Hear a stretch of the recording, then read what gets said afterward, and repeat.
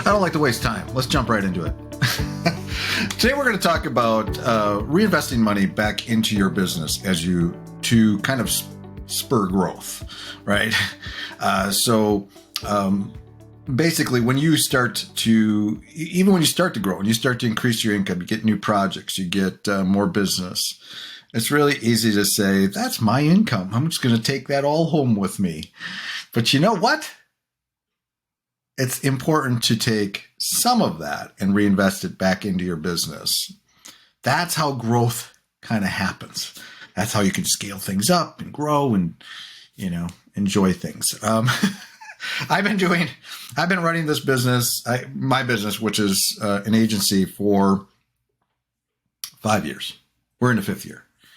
And the reason we are where we are now is 100% because I reinvested back in my business through adding resources, tools, whatever. So I'm going to talk about that today.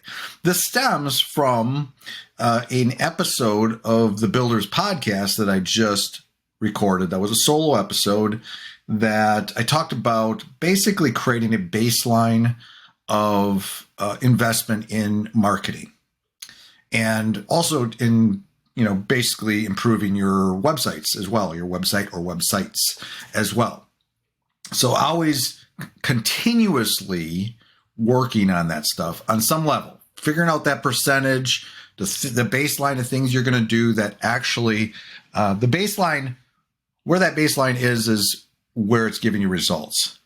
You figure out where that's giving you results, you build it to that point, and then that's your baseline. And that's at least what you need to be doing. You can do more. Sometimes you have to do a little less depending on, the ebb and flow of your business, but the baseline. But as I listened to that episode back and was editing it, I realized I kind of left something out of that conversation. And that is what we're going to talk about today. And that is the reinvestment aspect of it. So basically, over the last 4 or 5 years I've been doing my agency, again, I've been reinvesting some portion of revenue back into either people I hire or tools and things that can help us strategically move forward. And the importance of that can't be understated. I mean, if I would have wanted to just continue to be a solo entrepreneur and just do my thing and not grow a team and all that, and not grow, my revenue to where it is today, that would have been fine. I would have just, kept all the money to myself. But, and it's difficult because, you want to, maybe you got a lifestyle to maintain, you got to pay the bills. And we're going to talk a little bit about that. You do want to be able to pay your bills first. So this is for people that are at that comfort zone where, okay, I'm making decent money and I got good cash flow and all that good stuff. That's when you start to reinvest that money. But how do you do that, right?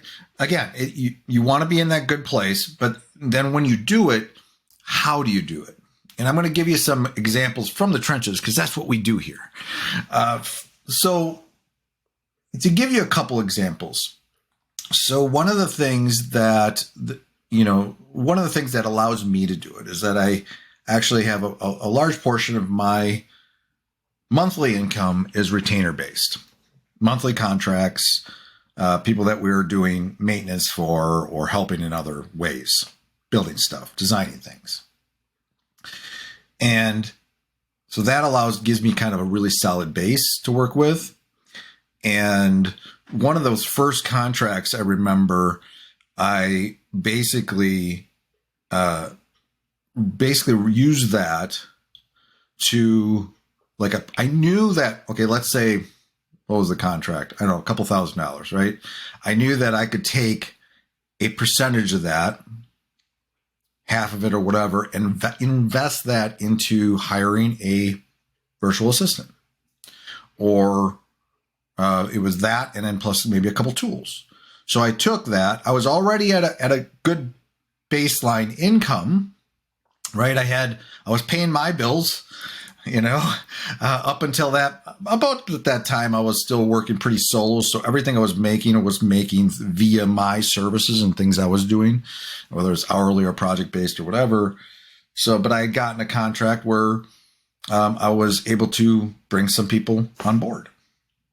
So I reinvested that money, not only the person doing the work, but also a person to help me now on the marketing side of my business. So that person started helping with direct email, testing those waters, started helping with content, social media, all that stuff. So I reinvested that back into my business. And so that was just a situation where, okay, I just got a contract. And also understand this was predictable income, right? This wasn't just a one-time project, and that you have to weigh that too. You got to be able to see down the road a couple miles, a couple months, 6 months, a year. Is this going to be predictable income for the next foreseeable future? When hiring somebody, whether it's a contractor or employee, you got to at least see a few months ahead of time, right? So, I mean, if the income kind of goes away that is going to support that, then you have a little bit of a cushion there somehow. But so being able to kind of predictably, kind of predict that revenue is going to be there for that resource or whatever, I think that's important. Now you can reinvest money in all kinds of different ways. Of course, you can invest it in technology and tools and all this stuff. I'm mostly talking about marketing here because that's what that episode is about mostly. But you have to decide what's best for your particular business and situation where you are today. That might be investing in an automation tool or some tool that allows you yourself to do more. Of course, you're doing that as well. So what you invest in, it doesn't really matter in this conversation as much as making sure you invest something and do something. So I really, really encourage that, for you to sit down, assess your situation, and it may not be today. Just be ready for it, right? Like I said, for me, when I started my business, I had a little bit of a runway. I had a little bit of time to kind of build my business, and but it was all bootstrapped, right? And so that's the kind of the other key here. Understand that I'm not building a business where I have investors and all this cash coming at me, or I've done some kind of startup thing that has that cash up front from others. I did this all myself. So I had to be more really thoughtful, and I'm sure other businesses that do get that cash will have to be thoughtful as well to, make their investors or whatever happy. But I have to make myself happy. And for me, I have to make my wife happy, right? I can't afford to crash and burn if I want to keep my wife happy. But just to have a good life, I have a baseline, this is my a life I want to maintain, my own life I want to maintain. So I need to get to that. But you want to look at that. You want to say, okay, I'm at that point where I'm comfortable. And now, if I get that additional contract and do I pay myself more? Or, maybe you do, but then what percentage of that, can I reinvest back in? I don't want to speak to like the exact percentage. You should do 5%, or you should do, for $200 for every $1,000 you make should go back into this. It's going to be different for every business, right? And the size of your business, what you're doing and all that. But as I scale up, I'm always reinvesting. I'm either getting a resource or I'm trying to figure out where I can put money. And yeah, my income as well, my profits are also increasing, but but all of my money is not going to my profits. It's all some of it's being reinvested. So I'd sit down and listen, just kind of assess your business and prepare for that and figure out like, if you get a contract or you get something or your income increases to a certain point, say, well, what if I just take 200 of that and put it towards this, or 500 of that, put it towards this, or 1,000 of that. But do it strategically as well. You have to have a plan in place to that something that when you reinvest in something that there's going to be return.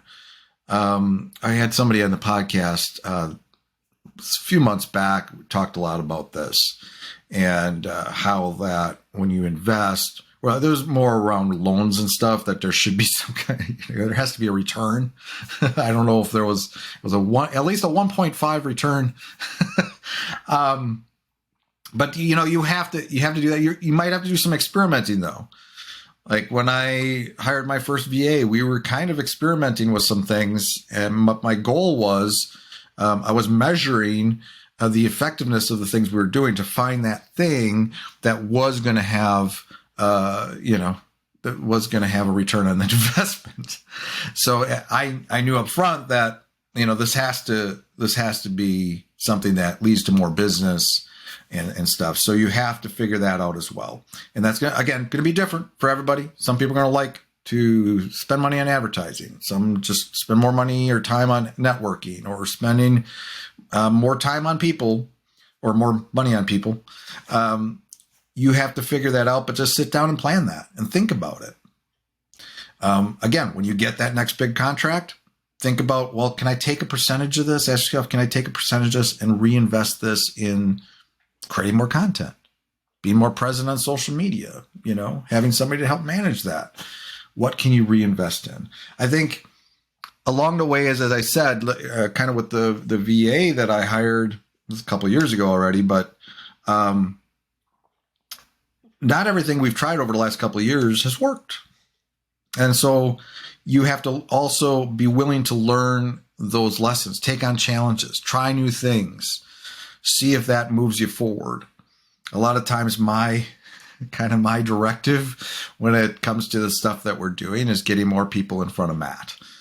Matt wants to be talking to people. If I can have somebody out there or some method or some tactic thing we're doing that can get somebody to schedule a call with me so I can get onto that call and talk about what we do and how we can help people and, solve all those pain points and stuff people have. That's the ultimate goal, right? And everything that we do, getting more people in front of Matt. So, understanding that goal and what your strategy is and all that stuff as well, is really important. We actually have a podcast coming up, with AJ again, number 118, that publishes this next week. And we talk a lot about that, the importance of strategy. So check that one out too. But yeah, so I really encourage you to think about that. Again, take care of yourself first. Make sure that you're okay and that your family's okay. You're paying the bills. You're maintaining the lifestyle you want to maintain. But then once you're at that point and you can afford to do it, and you're not, going to get yourself in a bad situation where your business fails because you don't have money and cash flow that you need to operate. Once you're there, though, start thinking about what things can I do that could get us more business, get us more sales or whatever, figure out, case by case as you get in things, what part of this can I reinvest and what is that next thing? Can plan ahead because when the time comes, you want to be ready. Like for me, I knew that we were going to do a lot of content marketing. So when the time came, I was going to invest in that. Think about that stuff. Hopefully this is helpful.